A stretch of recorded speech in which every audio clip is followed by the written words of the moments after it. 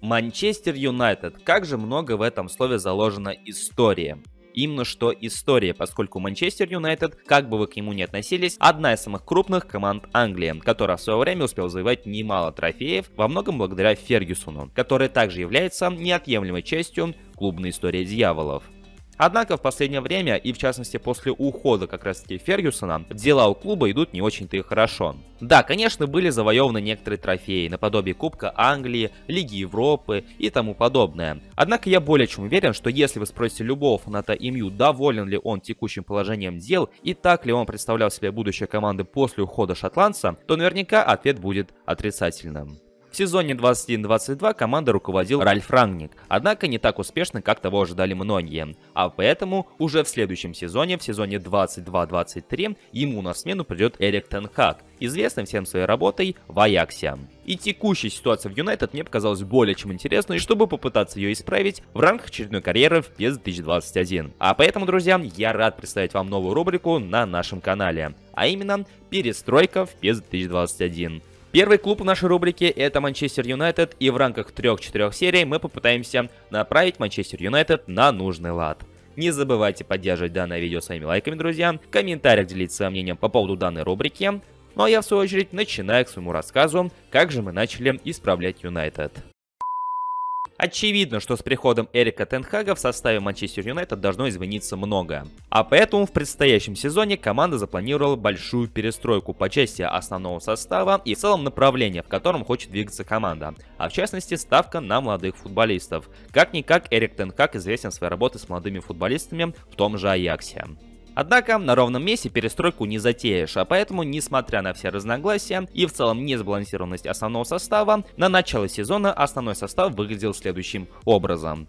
Однако это никак не мешало Эрику Тен Хагу провести некоторую зачистку, выставив на трансферный рынок игроков, которых он посчитал не сильно нужными, в частности Марсиаля, Матича и других. Большинство молодых игроков ожидало же участь аренды, поскольку у них есть некоторый потенциал и в будущем они могли бы пригодиться команде.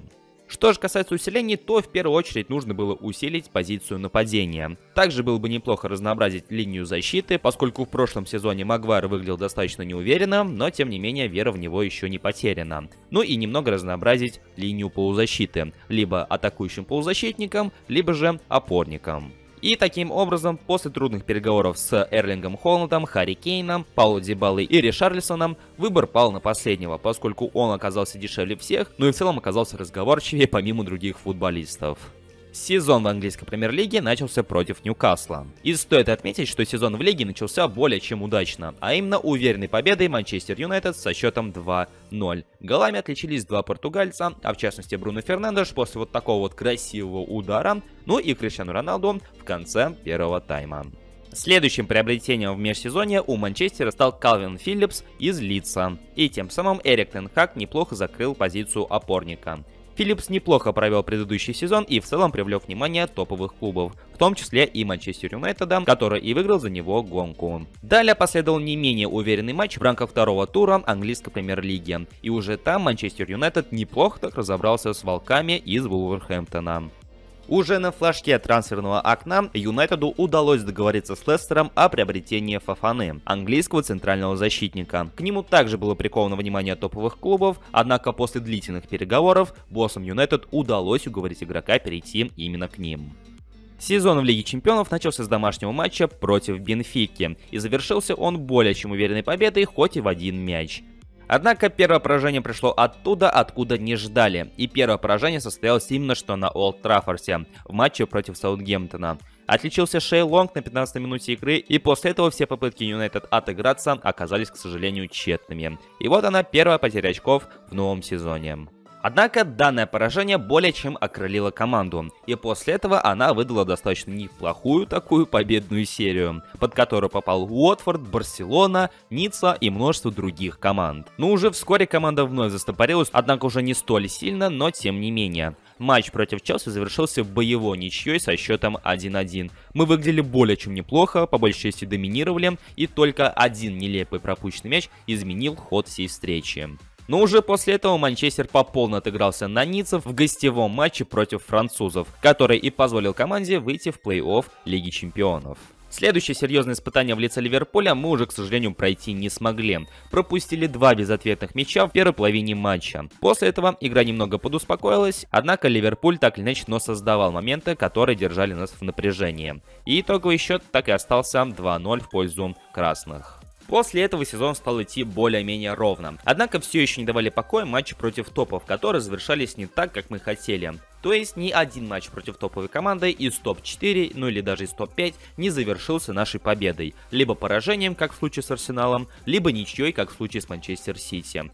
Это отчетливо говорило о том, что у команды есть стержень, однако она еще не готова для чего-то большего. А поэтому придется довольствоваться каким-нибудь Кубком Англии и не более того. Но при всем этом не сказать, что Манчестер выглядел достаточно плохо. Никак нет. Более того, команда занимала 3-ю строчку в чемпионате, уступая лишь Тоттенхэму и Ливерпулю, которые вели ожесточенную борьбу за чемпионство в данном сезоне. А в частности, по 47 очков у обеих команд. В то время как Красные Дьяволы с отрывом идут от 4-го места, имея при себе целых 42 очка и лишь на 5 меньше, чем у конкурентов выше.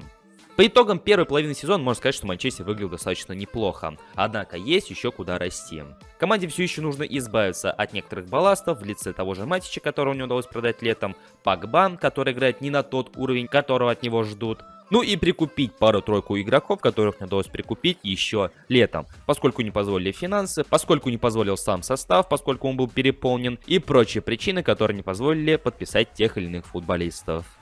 И этим и не только, команда займется уже в следующей серии перестройки Манчестер Юнайтед в PES 2021. На этом наша первая часть подходит к концу, и в комментариях под этим роликом я буду рад услышать ваше мнение по поводу данной рубрики. Интересна ли она вам, хотите ли вы ее продолжения, и в целом каким клубом стоило бы заняться в будущем.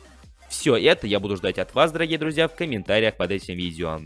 Помимо комментариев, не забывайте поддерживать данное видео своими лайками, поскольку это также немаловажно, и именно ваша активность способствует продвижению роликов и каналов соответственно. Ну а если по каким-то причинам вы оказались здесь впервые, то я бы порекомендовал вам подписаться на данный канал и обязательно прожать колокольчик для уведомлений. У меня на сегодня все, и я всех благодарю за просмотр новой рубрики. Всем удачи, дорогие друзья, и до скорых встреч. Всем пока!